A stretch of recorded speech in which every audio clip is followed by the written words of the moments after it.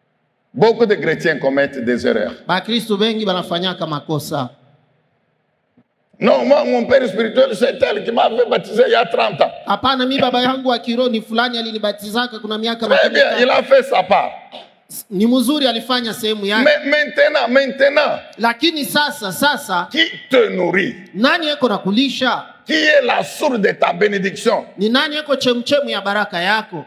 C'est le pasteur de l'église où Dieu t'a mis. Ni pastori wa mkanisa mule Mungu amekuweka. C'est là. Ni kule kwa ile kanisa.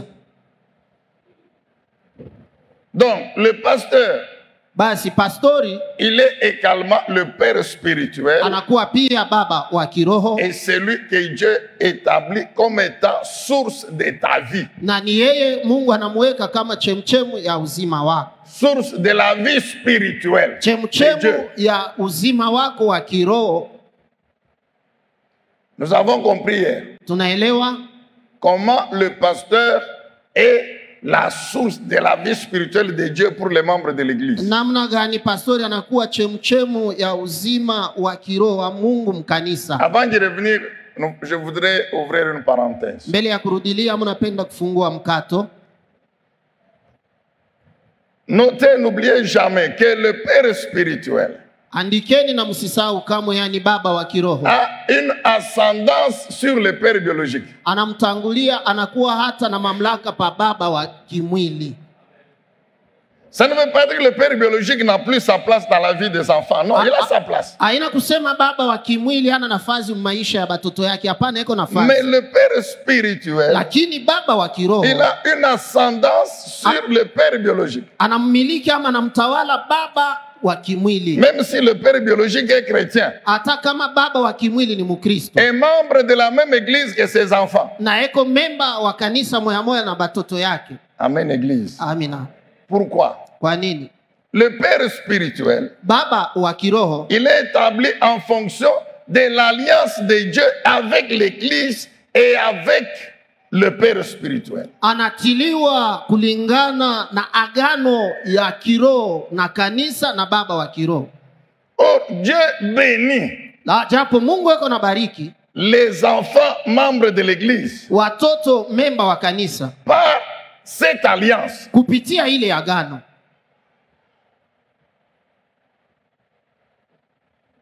Je reprends en disant ceci. Na rudiliamo nikisema hivi, Le père spirituel, baba wa kiroho à cause de l'alliance Kwa de ajili ya Dieu agano. avec l'église sur laquelle il est établi, avec lui-même, kwa ajili ya agano kuhusu kanisa ile Mungu anamuweka hapo yeye, il a une ascendance sur le père biologique. eko na mamlaka pa baba wa kimwili, Même si le père biologique est chrétien. hata kama baba mkimwili ni Mkristo. Amen, bien aimé. Amina.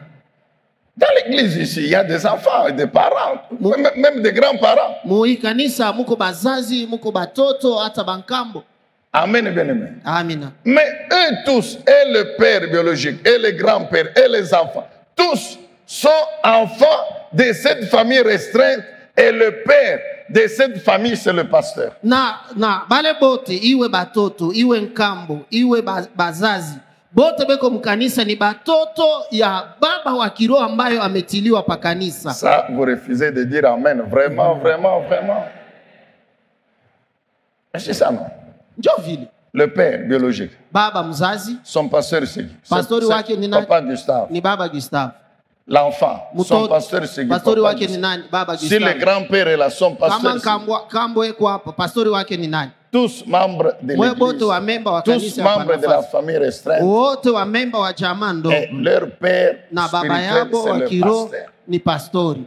Ça, c'est un des deux. Na ya pili ni hii, Le pasteur, pastori par l'alliance, kupitia agano il a une responsabilité spirituelle eko na madaraka ya kiroho, qui est loin au-dessus du père biologique. iko mbali na iko yulu ya baba wa kimwili.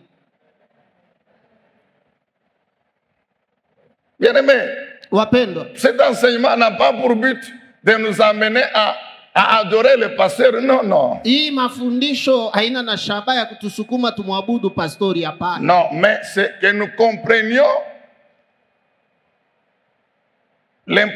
son importance dans la famille de Dieu dont nous sommes membres. Na ni tupate kuelewa lazima ya baba wa kiroho mjamaa ya Mungu ambamo tunakuwa wamemba.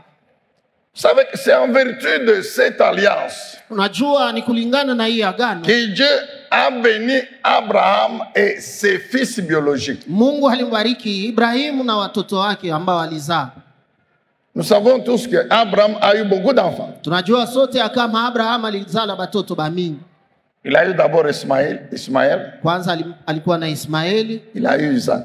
kisha Isaka. Puis après la mort de Sarah, il a encore épousé Ketura et il a eu 6 enfants avec Ketura. Na kisha kufa kwa Sara alioa Ketura, alizaa watoto 6 na Ketura. Tous sont des enfants biologiques d'Abraham. Wote ni watoto yake Abraham. Tous ont son sang dans leurs veines. Wote weko na damu yake mishipa yao. Mais Lakini quand vous lisez bien la Bible, mkisome mzuri Biblia, Dieu n'a béni que Mungu Isaac. alibariki mpaka Isaka.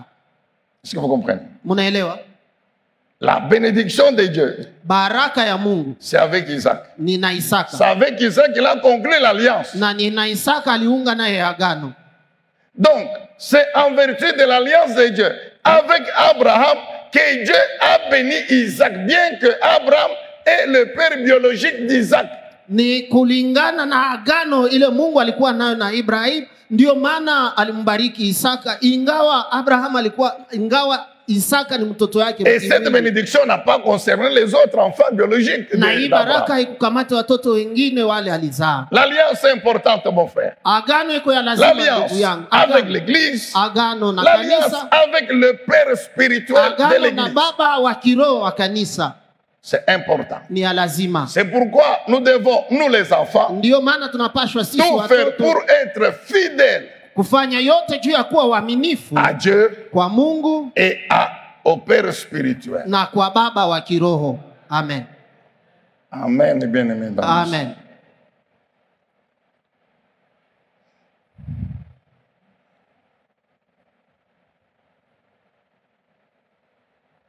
Alléluia. Amen. On peut faire un pas aujourd'hui. Tunaweza kusonga mbele leo. Nous avons dit que le Père spirituel, Tulisema ya kama baba wa kiroho il est la source de la vie eko chemchem ya uzima spirituelle de Dieu pour les membres de l'Église, les enfants. ya kiroho ya Mungu juu ya wamemba wa kanisa ama watoto.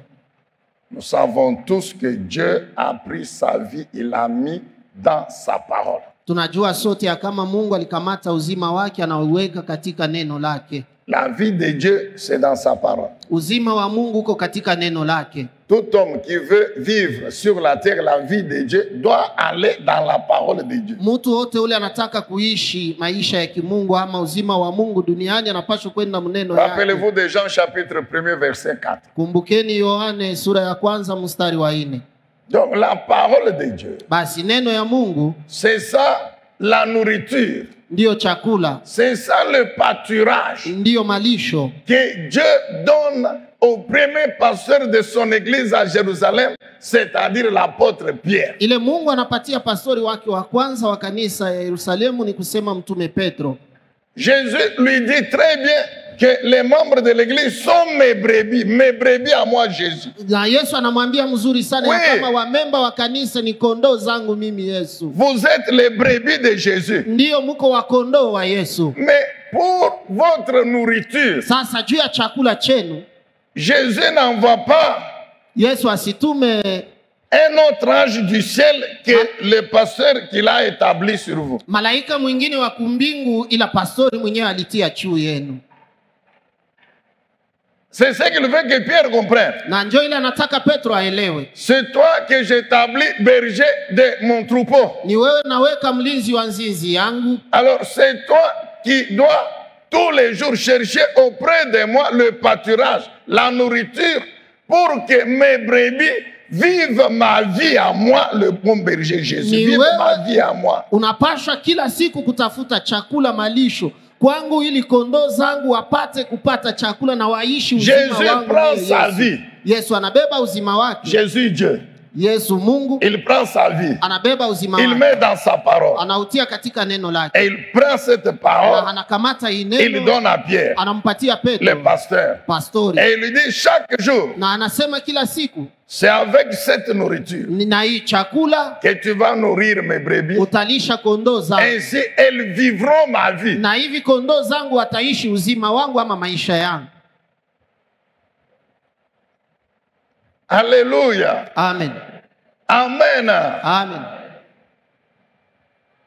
Donc, quand le pasteur se tient ici pour nous prêcher la parole, pour nous enseigner la parole, Wakati pastori anasimama hapa kutuhubiri au kutufundisha neno, c'est cette parole que au préalable, Jésus lui a enseigné lui. ni ile neno kwanza Yesu alimfundisha yeye.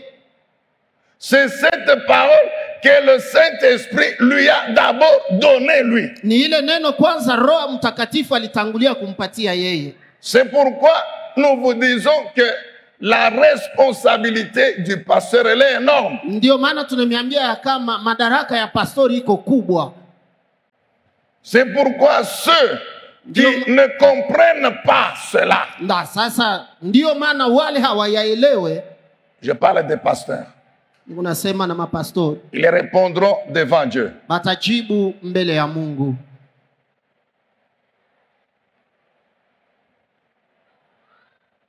Chaque matin, Kila asubuhi quand les brebis se réveillent, wakati kondoo wanahamuka, ils sont sûrs dans leur conscience que le berger va bientôt venir. weko na hakikisho katika dhamiri yao, yani mlinzi ama mchungaji Et il atakuja, va nous conduire là où il y a le pâturage. atatupeleka kule kuko malisho, Et quand nous aurons mangé, il nous conduira là où il y a de l'eau. na wakati tutakula atatupeleka kule kuko maji. Les brebis savent Wakondoo wanachua que le berger s'est déjà débrouillé. Il sait où est-ce qu'il va nous amener manger. yani mchungaji anajua atatupeleka wapi tukakule. Le berger ne va pas se réveiller le matin. Mulinzi ama mchungaji hata Il arrive devant les brebis. anafika mbele za kondoo, Et puis il commence à leur demander, aujourd'hui vous allez manger où? na leo anaanza kubauliza, leo mtenda kula wapi? Ou bien patienter. Au muchunge mbele, Il faut que j'aille d'abord chercher où vous conduire. Non. nafai mbele nikatafute nitempeleka wapi? Hapana. Chaque soir, le berger fait le programme où est-ce qu'il conduira le pâturage. Na kila magharibi mchungaji anafanya programu, atapeleka nzizi wapi Non, asubuhi. non. Vers quel pâturage il conduira les brebis, je vous l'ai dit. Ni kumalisho kani atapeleka kondoo. C'est ce que vous allez voir Ni hivi mtaona dans les fermes. muma ferme ama S'il faut mashamba, aller jusqu'à Kipushi avec les brebis, le berger les amène là. S'il faut faire là-bas 20 jours, puisque c'est là qu'il y a le pâturage, le berger reste là avec les brebis en brousse là-bas. Pourquoi? Parce que c'est là qu'il y a la nourriture des brebis. kama inafai kwenda kukipushi, mlinzi atenda na nzizi kule kukipushi, na kama inafai kufanya masiku 12, mchungaji atabakia nabo masiku 12 mupori mule. Ni njoo Avant de venir ici, mbele ya kuja hapa, le Père spirituel, baba wa kiroho il recherche la nourriture auprès du Saint-Esprit de eko Dieu. natafutisha chakula mbele ya Roho Dans Mtakatifu la wa prière, Mungu, dans la méditation de la katika parole. maombi na kufikiri Il neno. prépare, pendant qu'il médite, Anatengeneza. il prépare, il écrit, Wakati eko na fikiri, eko na tayarisha, eko naandika, et pendant ça, le Saint-Esprit lui parle. na ile wakati Roho Mtakatifu eko na mzungumzia. Ainsi, quand il est devant les brebis, Na hivi wakati anajikutana mbele ya c'est kondoo, réellement la vie de Dieu qu'il communique aux brebis. ni kweli kweli uzima ya Mungu eko na Et ambukizia c'est kondoo, cette parole qui nourrit les brebis, qui les fait croître. na ni hii neno iko nalisha bénit kondoo na leur vie. kuwakomalisha na kubariki maisha yao, Qui protège leur vie. na iko na kinga maisha yao. Amen, Église. Amina. C'est une responsabilité. Ni madaraka. Mais qu'est-ce qu'on remarque parfois?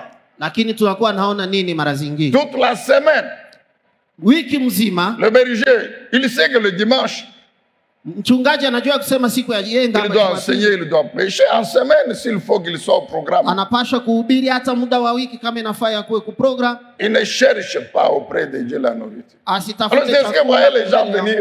Le dimanche là, il vient, il s'assoit là. Alors, pendant que les musiciens chantent là, vous voyez, il ouvre la Bible.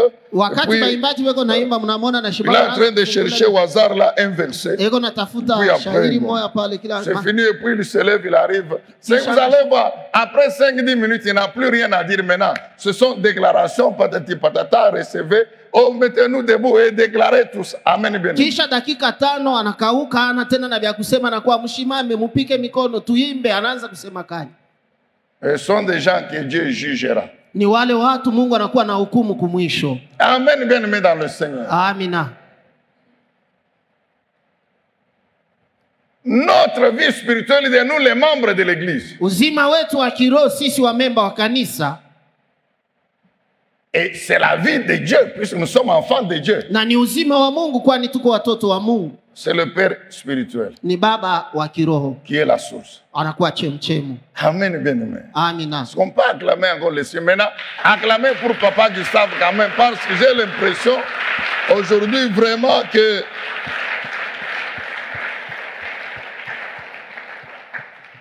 Alléluia. Amina. Ok.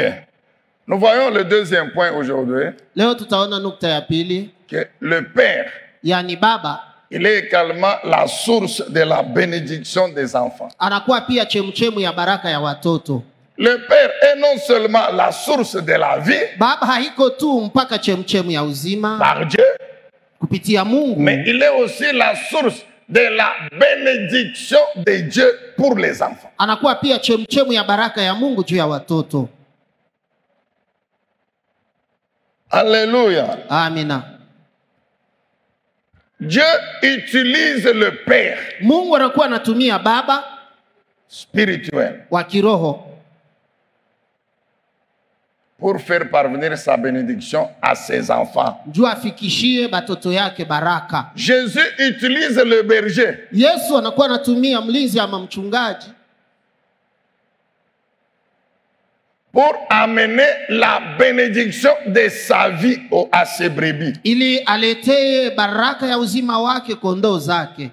Je reprends. Na nzulula, Les brebis sont les brebis de Jésus-Christ. kondoo ni kondoo za Yesu. Mais pour les nourrir, Sasa juu ya kuwalisha, pour les bénir, juu ya kuwabariki, Jésus utilise le pasteur. Yesu anakuwa anatumia pastori.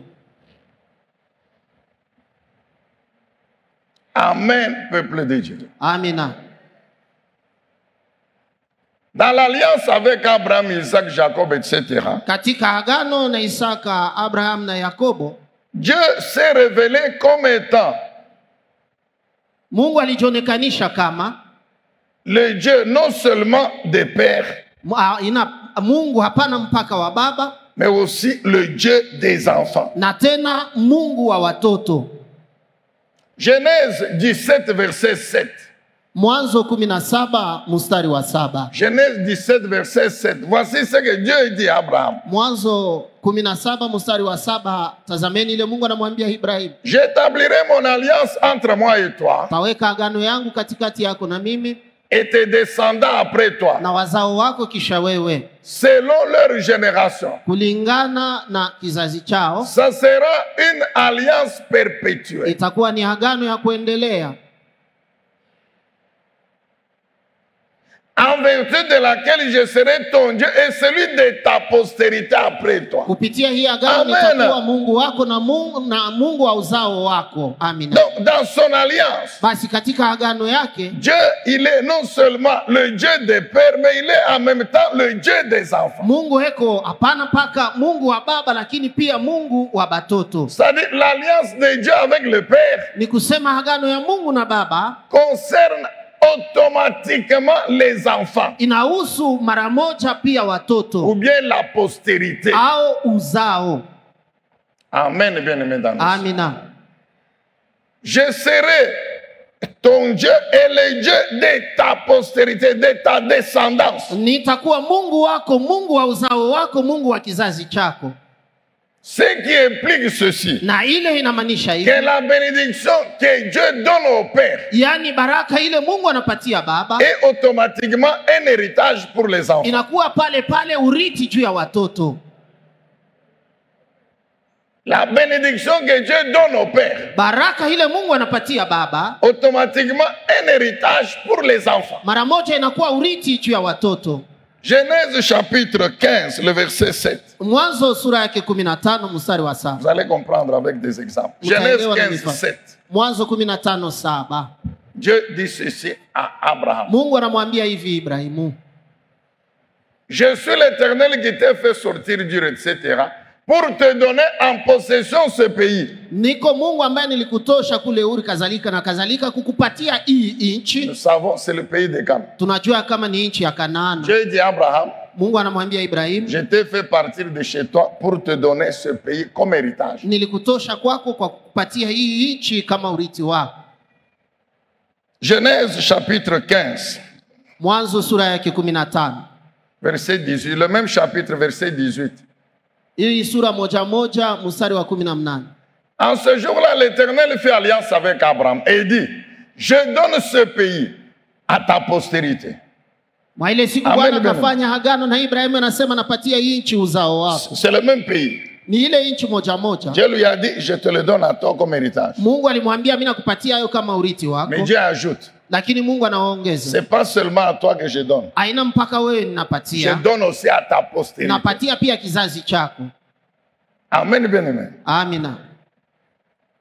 Quelle était la postérité d'Abraham concernée par l'alliance? C'est Isaac, non? Kizazi kinyewe kilihusu na hii agano kia Abraham ni nani? Si Isaka.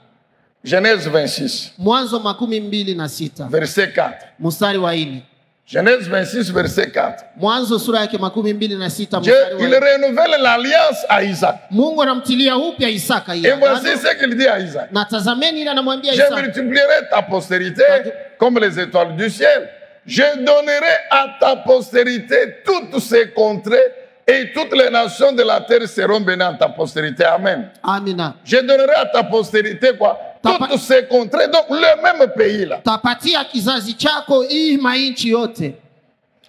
J'ai dit que la bénédiction de Dieu pour les pères, Nilisema ya kama baraka ya Mungu juu ya baba c'est en même temps automatiquement l'héritage pour les enfants. ni pale pale tena urithi juu ya watoto. Si vous notez Genèse 28, verset 4 Kama Mungu naandika Mwanzo 28 mstari wa et 4 Genèse 35, verset 12, na Mwanzo 35 mstari wa Dieu 12. répète la même alliance Mungu à anarudilia Jacob, muile agano moja moja kwa Jacob, Yakobo. fils d'Isaac. Yakobo mwana wa Et Isaka. il lui promet que je te donne à toi aussi Na- le pays de Canaan et à ta postérité. Na anamla kama anamwahidi pia, yani nakupatia nchi ya Kana na kizazi chako ama uzao wako. La postérité de Jacob sont les 12 fils d'Israël. Kizazi cha Yakobo ni wale wana 12 wa Israeli. Et c'est à eux que Josué a distribué le territoire, l'héritage. Amen. Ni wale Yoshua aligawanya teritori nchi. Donc, nous comprenons que Dieu Na sasa tunaelewa ya kama ne Mungu bénit les enfants qu'au travers du Père. anakuwa anabariki watoto mpaka kupitia baba. Est-ce que les enfants comprennent et acceptent? Eti watoto weko naelewa na kuitikia. Est-ce que les enfants de cette famille ici restreinte acceptent cela? Eti watoto wa hii jamaa ndogo wanaitikia. Que la source de leur bénédiction demeure Papa Gustave. Yani chemchemu ya baraka yao inakuwa baba Gustave. Non, moi personnellement, vos amens ne me convainquent pas. C'est juste une petite partie.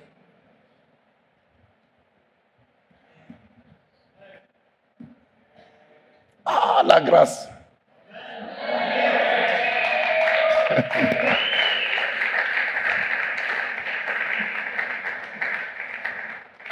Genèse 25, verset 5. Mwanzo 25:5. Que les références bibliques ne vous dérangent pas à cause de leur nombre, parce que c'est la parole que nous enseignons, la parole de Dieu. que nous Na enseignons. mashairi niko naleta isimiogopeshe kufuatana na bwingi. Ni C'est neno ya Mungu pourquoi ile tuko nafundisha. nous donnons beaucoup plus de temps au Saint-Esprit de nous parler que nous-mêmes avec les commentaires. Na ndio maana tuko nampatia Roho Mtakatifu muda mwingi atuzungumzie na kuliko sisi wenyewe na kufasilia. La Bible dit Abraham donna tous ses biens acquis à Isaac. Biblia inasema Abraham akampatia mali yake yote Isaka. Ce sont les biens matériels. Ni vitu ama vifaa vya kupapasa. Mais quand Abraham donne tous ses biens, la Bible dit tous ses biens les plus précieux à Isaac. Abraham avait déjà d'autres enfants. Na wakati Biblia inasema Abraham anampatia Isaka vitu vyake vyote vya damani. Chapo Ismaël était là, les 6 fils de Ketura étaient déjà là. Wale wana 6 wa Ketura walikuwa wako.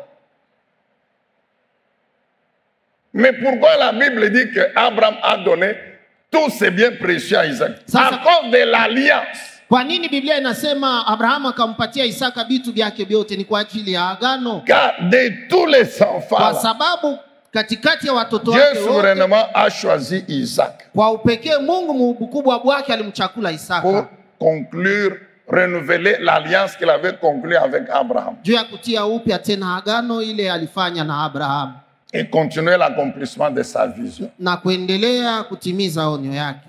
C'est pourquoi, Ndio maana quand vous lisez Genèse 26, 3 à 5, mkisome Mwanzo 26:3 mpaka 5, en plus des biens zaidi tena ya vitu matériels vya kupapasa que Abraham avait donné à Isaac, vile Abraham alimpatia ka Isaka, mais il y avait plus que ça. lakini kulikuwa kuliko ile.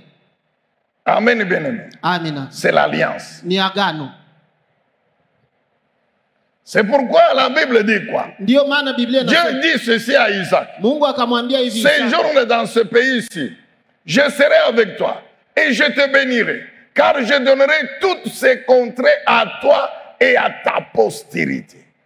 Et je tiendrai le serment que j'ai fait à Abraham ton père. Verset 4. Je multiplierai ta postérité comme les étoiles du ciel. Je donnerai à ta postérité toutes ces contrées. Et toutes les nations de la terre seront bénies en ta postérité. Verset 5. Écoutez bien. Pourquoi? Parce qu'Abraham a obéi à ma voix et qu'il a observé mes ordres, mes commandements, mes statuts et mes lois. Amen. Amina. Donc, l'obéissance du Père Basi utiifu ya baba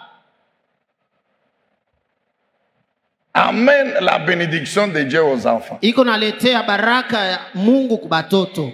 Dieu bénit les enfants. Dieu dit à Isaac, je vais te bénir. Donc, en plus de l'argent, des terres, tout ça que ton père t'a donné. Mais moi, je te donne plus que ça. C'est mon alliance. Mon alliance. Mungu anamwambia zaidi ya vyote vile baba yako alikupatia, mimi takubariki na ile baraka ni agano Et yangu. cette puissante bénédiction que je te donne à toi, l'enfant, c'est à cause de l'obéissance de ton père Abraham. Na hii baraka ya uwezo mimi nakupatia wewe mtoto ni kwa ajili ya utiifu ya baba yako Abraham. J'ai entendu hier, papa Gaston a dit que nous fêtons, au mois d'octobre ici, nous fêtons non seulement le 70e anniversaire de naissance de papa Gustave, mais aussi 28 ans.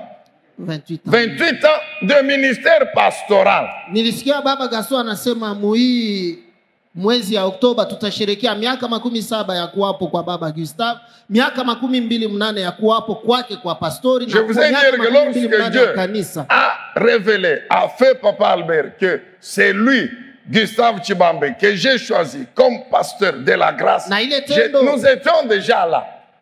À l'église, viens et vois.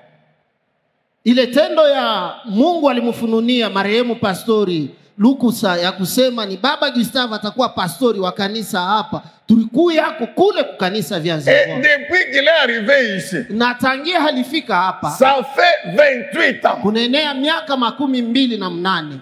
Et Dieu est toujours avec lui. Na Mungu eko paka naye. Pourquoi Dieu est toujours avec lui? Kwa nini Mungu eko paka naye? Pourquoi la puissance de Dieu continue toujours à opérer dans sa vie et dans l'église? Kwa nini uwezo wa Mungu kunaendelea na kutenda maisha yake? C'est à cause de son obéissance à Dieu. Ni kwa ajili ya utiifu wake kwa Mungu. Et à cause de cette obéissance, Na kwa ajili ya hii utiifu, il n'y a pas dans cette église des gens qui ont été là, même s'ils sont déjà partis. Même vous qui êtes là, il n'y a pas de gens qui peuvent s'élever et témoigner que depuis que je suis là ou quand j'étais là, voici ce que Dieu a fait dans ma vie. Voici les bénédictions que Dieu m'a données dans ma vie. eti hakuna watu wale weko muhii kanisa tangia ilikuwaka hapo, hata kama balisha toka na mwe haba muku hapa. Hakuna hata mtu ule anaweza kusimama tangia niko hapa na hivi niko hapa, tazama mabaraka ile Mungu ashakunipatiaka. Il y en a, oui ou non? Beko wako au abanako? Non, non, je pose la question. Nauliza. Je suis sérieux dans ce que je fais. Na hivi niko nafanya. Est-ce que dans cette église, eti muhii kanisa, depuis que papa Gustave est pasteur, tangia baba Gustave, il n'y a pas de gens, même s'ils ne sont pas là, eti hakuna qui watu peuvent témoigner que pendant le temps que nous étions là, dans l'église, avec comme père papa Gustave, voici ce que Dieu a fait dans nos vies.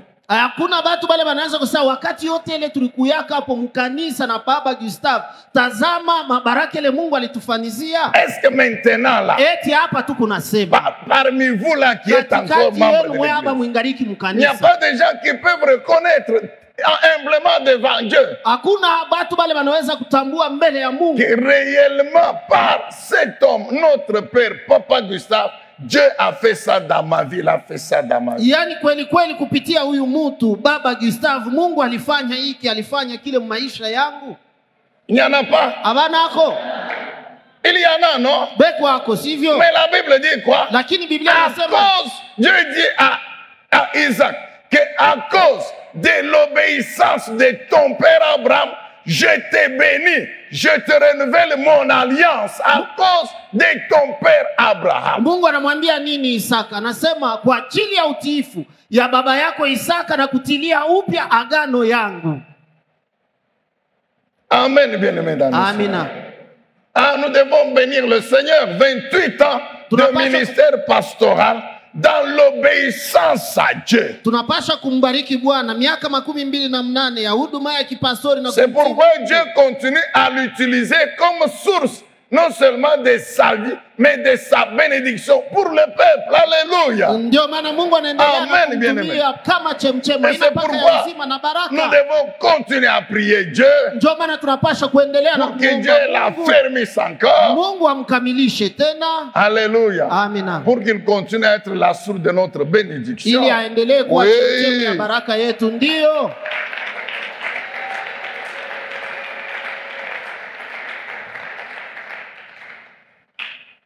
Nous disons, nous avons dit ceci.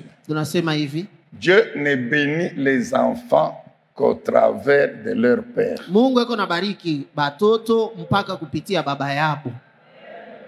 Dieu a une vision pour Jacob. Mungu eko na onyo juu ya Yakobo. Dieu a une vision, une grande vision pour Jacob. Mungu eko na onyo kubwa juu ya Yakobo. Mais Jacob là, il n'était pas encore né. Lakini ule Yakobo alikuwa hajazaliwa bado. Mais il était déjà dans le ventre de sa maman Rebecca. Lakini alikuwa eko mtumbo ya mama yake Rebeka. Dieu révèle sa vision pour Jacob à sa mère Rebecca. Mungu anafunulia onyo yake juu ya Yakobo kwa mama yake Rebeka. Genèse chapitre 26, 19 à 26. Mwanzo 26:19 mpaka 26. Notez Genèse 26, 19 à 26. Mwandike Mwanzo sura yake 26 mstari wa 19. C'est dans ce texte que Dieu révèle à Rebecca que dans ton ventre il y a 2 jumeaux. Ni muhimu andiko Mungu anamfununia Rebeka, yani mtumbo yako muko matoto mapacha mbili. Mais ce n'est pas le premier qui sortira, l'aîné que j'ai choisi moi. Avec lequel je poursuis mon alliance avec Abraham. Non, non, c'est le second. Lakini aina ule wa kwanza atatoka njole nimechagua, lakini ni wa pili njole atendelea na. C'est Dieu qui révèle cette vision à Rebecca. Ni Mungu anampatia Rebeka hiyo onyo. Maintenant, quand le temps arrive pour que les enfants naissent, sasa wakati inatimia ili watoto wazalikwe, nous savons ce qui s'est passé. Tunajua kile kilipitikana. Esaïe est sorti le premier. Isaya alitoka wa kwanza. Et puis Jacob est sorti le deuxième. Na kisha Yakobo alitoka wa pili. Et nous savons que la Bible dit que en sortant, sa petite main avait tenu le pied de son grand frère Esaïe. Na tunajua kusema mkutoka kwa mkono yake kadogo kalikuwa kalishakamata Et l'interprétation, c'est quoi? C'est que Jacob tenait à ce que on voit déjà sa présence avant que son grand frère soit sorti totalement. Na tafsiri ni nini? Yakobo alikuwa iko napenda uwepo wake uonekanike mbele ya yeye kutoka yeye wote.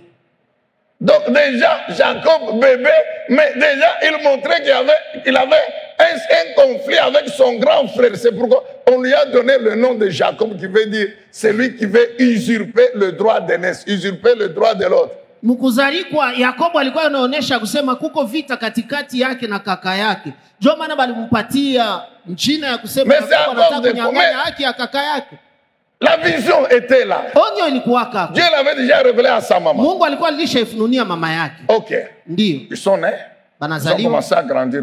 Banaanza kukomala. Le temps arrive. Sasa wakati inatimia. Pour que l'alliance s'accomplisse. Ili hii agano itimizike. Pour Jacob. Juu ya Yakobo. Nous sommes Genèse 27. Mwanzo sura yake 27. Notez le verset 26 à 29. Mstari ya 26, 29. C'est-à-dire le temps arrive. Sasa wakati ikaenea. Pour que la vision de la bénédiction de Dieu pour la vie de Jacob s'accomplisse. Ili onyo ya baraka ya Mungu juu ya maisha ya Yakobo itimizike. La Bible ne dit pas que Dieu a envoyé un ange. Biblia iseme ya kama Mungu alituma malaika. Qui est descendu dans la maison d'Isaac. Ula alishuka mnyumba ya Isaka. Et qui a appelé Isaac et puis Rebecca. Et puis Jacob et Isaïe. Et puis qui s'est adressé à Jacob pour dire je suis venu, je viens du ciel pour accomplir la vision de Dieu dans la vie de Jacob. Non. Dieu utilise son père Isaac. Mungu anatumia baba yake Isaka. Avec lequel il est en alliance. Ule eko naye muagano.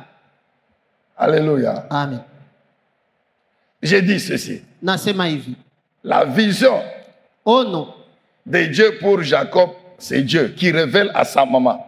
Juu ya Yakobo ni Mungu anaifununia mama yake. Mais quand le temps d'accomplissement de la vision arrive, sasa wakati ilipotimia saa ya kutimizika kwa ahadi, Dieu passe par le père de Jacob. Mungu anapitia kwa baba yake ya Yakobo, Isaka. Alléluia. Amina. Nous connaissons toutes les paroles qui sont sorties de la bouche d'Isaac. Tunajua misemo yote ile ilitoka mkinywa kia Isaka. Les paroles de bénédiction ajili ya mabaraka que Isaac prononce sur Jacob. Ile Isaka anasema ama anataka. Et quand vous lisez bien toutes ces paroles, lakini mkisome mzuri misemo yote. J'ai dit noter Genèse 27, 26 à 29. Nilisema muandike Mwanzo 27, 26 hadi 29. Quand vous lisez cette bénédiction, mkisome hii baraka, vous comprenez que toutes ces paroles sont inspirées par l'Esprit de Dieu. Mutaelewa ya kusema hii misemo yote inaongozwa na Roho wa Mungu. Amen, bien-aimé dans le Seigneur. Amen. Le père spirituel, le pasteur, baba wa kiroho pastor, c'est lui que Dieu utilise ni yeye ule Mungu eko pour accomplir sa vision de nos vies à nous les enfants. Que tu le veuilles ou non, c'est comme ça mon frère, c'est comme ça ma soeur. Tu ya kutimiza ono yake kwa ajili yetu sisi watoto, utake usipotaka, jo vile biko ndugu na dada.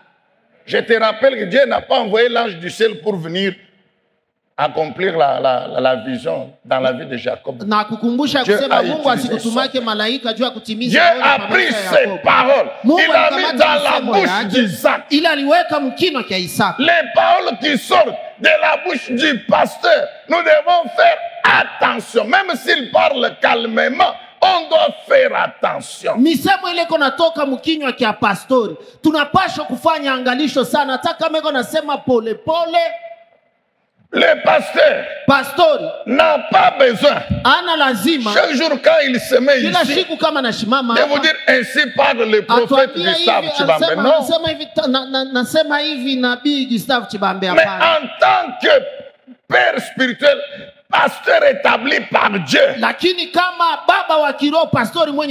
toute parole qui sort de sa bouche est inspirée par l'Esprit de Dieu et c'est une prophétie. Misemo yote natoka mkinywa chake inaongozwa na Mungu, ni matabiri.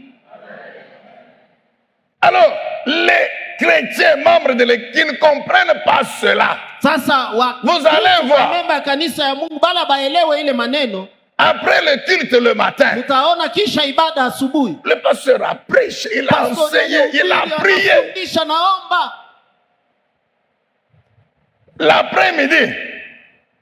L'après-midi, Magharibi il va au Bel Air, anenda Mbelere, à la Roche, Kuruashi, à la Gatouba. Mukatuba. Non, non, Hapana, parce qu'il semble que là-bas, ndio inaonekana kusema kule il y a le prophète, lui, il parle. kuko nabii yeye anatabiriaka anasemaka.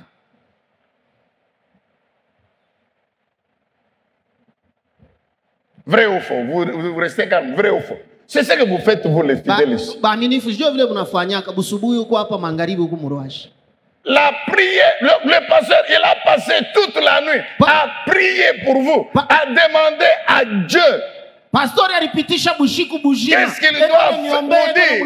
Il a prié, il a dit, Seigneur, demain bénis encore ton peuple. Aliomba anasema kesho bariki tena Bwana taifa yako. Et il a reçu la parole pour vous. Na alipokea neno juu yenu. Et puis il prie pour vous. Kisha nimiombea. Tout cela ne suffit pas. Bila vyote biene. Non, non. Hapana. Il faut aller maintenant. Alors vous les trouvez. Inafai kwenda sasa na bakutana. Tout ridicule là. Sababu mbafu. Assis sur des chaises là, chacun avec un jeton. Basha kuikala pa bichi pale kila mtu na jeton. Attendant son tour d'être reçu par le fameux prophète. Kila mtu eko na chunga bampokee kwa nabii.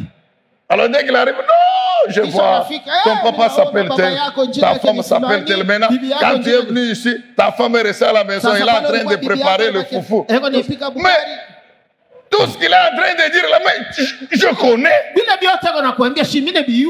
Et puis bon, que ma femme prépare le foufou ou bien le ngaïngaï. Oh non, il m'a dit, il a dit le nom de mon père. Il m'a dit que je suis médecin, je suis avocat. Il n'y a rien de neuf qui tourne. Écoute mon frère, les prophètes il y en a. Mais retiens ceci. Demain je vais te le rappeler encore avec force détail. Le premier prophète de ta vie, c'est ton pasteur. Ne t'en fais pas. Ne t'en fais pas mon frère. Que je vous donne mon témoignage. Les gens aujourd'hui, ils me voient, bon, c'est bien. Mais c'est que les gens ne savent pas. Que du vivant de feu Papa Albert, qui était mon pasteur à Vienvo.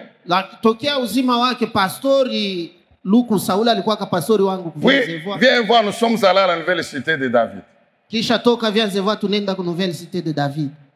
Moi, ma dîme à moi, je le lui remettais à main propre dans son bureau. Et puis j'ajoute une offrande ayant la même valeur qu'elle a dit, parfois plus qu'elle a dit. Je me mets à genoux. Et il prie. Pendant qu'il priait, il y a des paroles, des bénédictions qu'il prononçait sur moi. Ce que je suis aujourd'hui relève de la vision de Dieu pour moi. Mais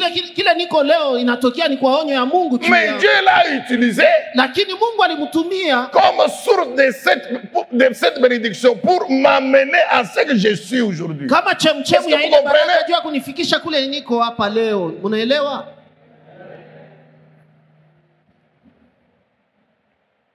Amen, bien-aimé dans nous. Amen.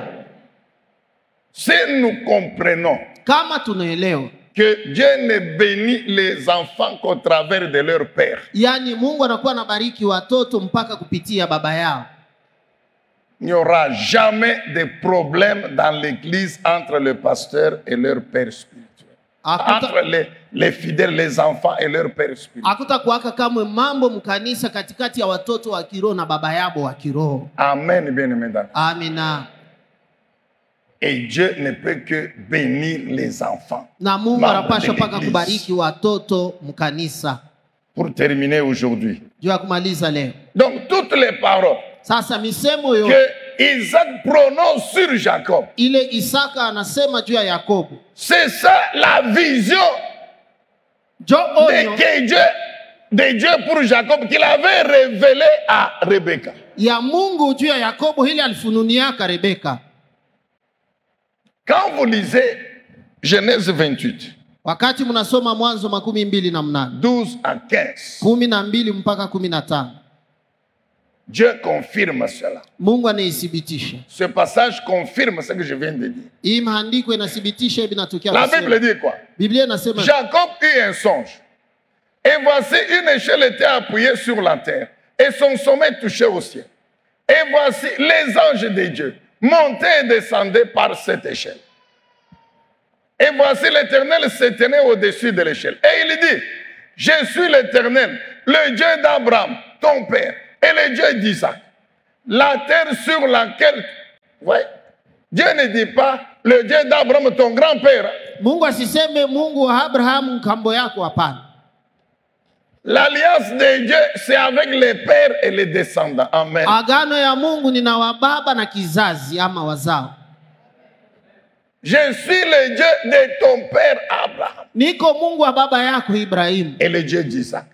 Na Mungu wa Isaka. La terre sur laquelle tu es couché, je la donnerai à toi et à ta postérité. Ta postérité sera comme la poussière de la terre. Tu t'étendras à l'Occident, à l'Orient, au septentrion, au Midi, et toutes les familles de la terre seront bénies en toi, en ta descendance. Écoutez le verset 15. Voici, je suis avec toi, je te garderai partout où tu iras, et je te ramènerai dans ce pays-ci. Car je ne t'abandonnerai pas, point, avant que je n'ai exécuté ce que je t'ai dit. Vous pouvez dire Amen, peuple de Dieu. Amina. C'est Isaac Ni Isaka qui prononce la bénédiction sur la vie de Jacob. anatanka baraka pa maisha ya Yakobo. Toujours selon la vision de Dieu révélée à Rebecca. Mpaka kufuatana na onyo ya Mungu alimfunilia Rebeka. Nous savons ce qui s'est passé. Tunajua kile Quand kilipitikana. Isaïe est arrivé, Wakati Isaya alifika, la bénédiction était déjà partie à Jacob. baraka ilikuwa ilishakumwendea Yakobo. Isaïe a voulu maintenant tuer Jacob et Jacob a fui. Isaya alitaka kumuua sasa Yakobo, Yakobo alikimbia. Maintenant, pour confirmer Sasa juu ya que kuthibitisha ce qui s'est passé, c'était sa volonté souveraine. yani vile vilipitikana ilikuwa ni mapenzi yake kubwa. Dieu suit Jacob pendant qu'il fuit et il lui dit ça. Amen, Église. Amina. Dieu Mungu a établi les choses comme ceci. Mungu ashakuweka vitu kama hivi. Que le Père spirituel, Yani baba wa kiroho, il est non seulement la source de la vie spirituelle des membres de l'Église, anampaka chemchemu ya uzima wa kiroho ya wamemba wa mais kiroho il wa est en même kanisa. temps la source de leur bénédiction. Anakuwa tena pale pale chemchemu ya baraka Si yao. vous êtes d'accord, mettez-vous debout, acclamez le Seigneur. Kama mnakubali msimame wima, Merci mshangilie beaucoup, Bwana. pasteur.